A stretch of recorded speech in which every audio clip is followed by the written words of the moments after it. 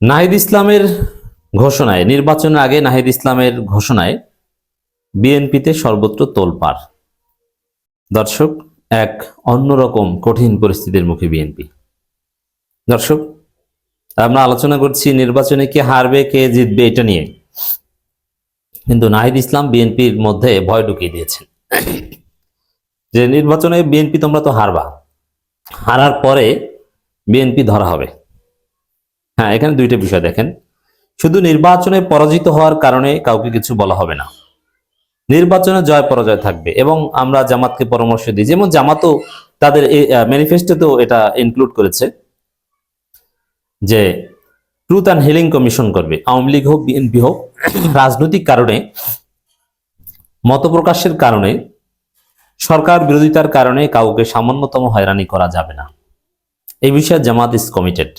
কিন্তু তারপরও ভয়ে বিএনপির ঘুম হারাম। বিশেষ করে নাহিদ ইসলাম বিএনপিকে এমন ভয় ঢুকিয়ে দিয়েছেন, অবস্থা খারাপ। দর্শক, নাহিদ জাতির উদ্দেশ্যে ভাষণ দিয়েছেন, সেখানে তিনি বলেছেন বিটিভিতে দুর্নীতি লুটপাটে জড়িত লুকিয়ে থাকা সব অপরাধীদের বিচার করা হবে। নির্বাচনী ভাষণে Nahid Islam, it's very significant. দুর্নীতি লুটপাটে জড়িত লুকিয়ে থাকা সব অপরাধীদের বিচার করা হবে। হোয়াট ডাজ ইট মিন? এর মানে আওয়ামী লীগের বিচার, এটা তো কমন, এটা তো চলছে, এটা তো নতুন ভাবে কিছু করার নাই। কিন্তু দুর্নীতি এবং লুটপাটে জড়িত কারা? বিএনপি। 5 আগস্টের পর থেকে দুর্নীতি করেছে কারা? দুর্নীতির একটা অংশ হচ্ছে চাঁদাবাজি। চাঁদাবাজিও দুর্নীতি, দুর্নীতি সংজ্ঞার মধ্যে কিন্তু চাঁদাবাজি পড়ে। অতএব চাঁদাবাজদের বিচার করা হবে, এটা নাহিদ ইসলাম বলছেন। অতএব 5 আগস্ট থেকে সোফার হাজার হাজার কোটি টাকার যে চাঁদাবাজি বিএনপি সন্ত্রাসী করেছে, জামাত জোট ক্ষমতা আসলে তাদের বিচার করা হবে। অতএব সাধারণ নিরীহ বিএনপি যারা রাজনীতি করেন তাদের কোনো ভয় নাই। তারা সরকারের বিরুদ্ধে, সরকারের পদত্যাগের দাবিতে মিছিল করলে সমস্যা নেই। কিন্তু যারা চাঁদাবাজি করেছেন, যুব দলের সভাপতি সেক্রেটারি যারা বিদেশে অর্থ পাচার করেছেন, যারা এসালম থেকে 200 কোটি টাকা নিয়েছেন, এরকম আবার বিএনপি পন্থী আমলারা যারা হাজার কোটি টাকা লুটপাটের সাথে জড়িত, পাচারের সাথে জড়িত, দুর্নীতি কিন্তু থামেনি। ইউনূস সরকারের উপদেষ্টারা, মন্ত্রীরা দুর্নীতি করেনি, কিন্তু আমলাতন্ত্র দুর্নীতিগ্রস্তই ছিল। আমলারা দুর্নীতিগ্রস্তই ছিল 5 আগস্টের পরও। কোন আমলারা দুর্নীতি করেছে? উত্তর হচ্ছে বিএনপি পন্থী আমলারা। এবং এজন্য বিএনপি পন্থী উপদেষ্টারা তাদেরকে এম্পাওয়ার করেছে। অতএব নির্বাচনের পর রাজনৈতিক বিএনপি পরাজিত হলো সম্পূর্ণ নিরাপদ। তাদের নিরাপত্তা দিবে জামাত সরকার, এনসিপি সরকার। কিন্তু যারা চাঁদাবাজি করেছেন এবং লুটপাট করেছেন, এখানে আওয়ামী লীগকে মিন করে না। আওয়ামী লীগ তো পালিয়েছে ভাই, আর তাদের বিচার তো হচ্ছে। দুদকও তাদের ধরছে, তাদের সম্পদ বাজেয়াপ্ত, সবার ব্যাংক অ্যাকাউন্ট ফ্রিজ করা হয়েছে। এটা নিয়ে নতুন কিছু বলার নাই। এখানে নাহিদের যে মূল কথা, যে দুর্নীতি লুটপাটে জড়িত লুকিয়ে থাকা সব অপরাধীদের বিচার করা হবে, এটা মূলত বিএনপির জন্য কান্না। এখানে মূল ঘোষণাটা গিয়েছে বিএনপির বিরুদ্ধে, কারণ দুর্নীতি লুটপাটে জড়িত লুকিয়ে আছে বিএনপির মধ্যে।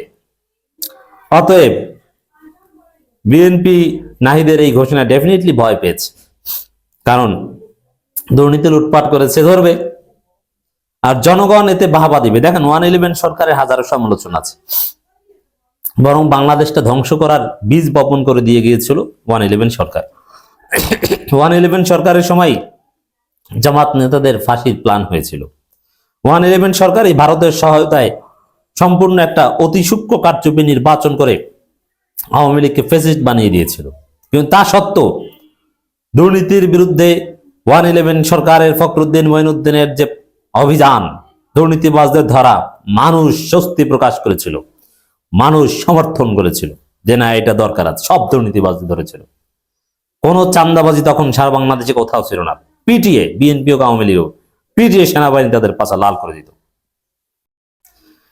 এখন জামাত ক্ষমতা আসলে দুর্নীতির বিরুদ্ধে, চাঁদাবাজদের বিরুদ্ধে এরকম একটা ভয়াবহ অভিযান পরিচালিত হবে।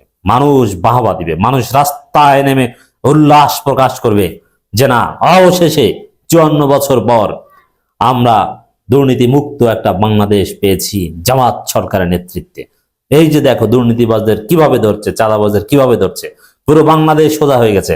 বাংলাদেশ হবে স্ক্যান্ডিনেভিয়ান কান্ট্রিজের মতো স্বচ্ছ, দুর্নীতি মুক্ত, আইসল্যান্ডের মতো দুর্নীতি মুক্ত, ডেনমার্কের মতো দুর্নীতি মুক্ত, নরওয়ে এদের মতো দুর্নীতি মুক্ত, সুইজারল্যান্ডের মতো দুর্নীতি মুক্ত।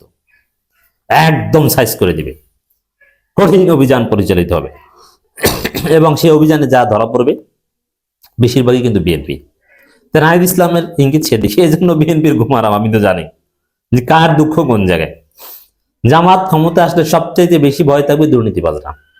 এই যে প্রশাসন কেন বিএনপির প্রতি পক্ষপাত করবে, কারণ সবচাইতে বেশি দুর্নীতি করে বা রুটিন দুর্নীতি করে প্রশাসনের লোকজন, রুটিন দুর্নীতি।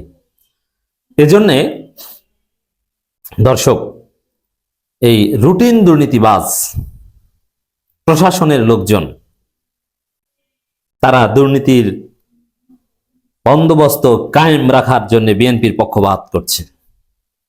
আর জামাত ক্ষমতা আসলে আপনি যে চাকরি করেন সে চাকরিতে যে বৈধ বেতন পান সেটা, হ্যাঁ, নতুন পে স্কেল দেওয়া হবে, আপনার বেতন প্রয়োজন ডাবল করা হবে, একটা টাকা দুর্নীতি করতে পারবেন না। তো মনে রাখবেন, জামাত ক্ষমতা এসে যে দুর্নীতির বিরুদ্ধে ভয়াবহ অভিযান পরিচালনা করবে, বাংলাদেশটাকে তছনছ করে দিবে। দুর্নীতি, সফল, অনিয়ম, হয়রানি, সরকারি হসপিটাল, দালাল সবকিছু তছনছ করে দিবে। তার আগে সবার বেতন বাড়ানো হবে, সাথে সাথে পে স্কেলটা জামাত এসে গেজেট করে দিবে, সবার বেতন ডাবল হয়ে যাবে। বেতন ডাবল করে দিলাম, এখনো চুরি করবেন এবং অন্যান্য জায়গায় যারা চুরি করে এদেরকে প্রয়োজনে কর্মসংস্থান ব্যবস্থা করা হবে। তারপরও চুরি করো, তোমার খবর আছে। নাহিদ ইসলামের ইঙ্গিত এদিকেই।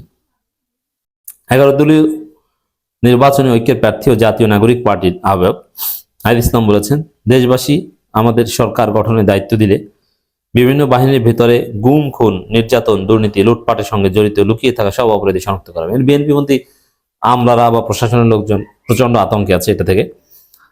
তদন্ত বিচার প্রক্রিয়া সম্পন্ন করে প্রকৃত দায়ীদের বিচারের আওতায় এনে শাস্তির বিধান করা হবে। জাতির উদ্দেশ্যে তার ভাষণে এই কথা বলেছে।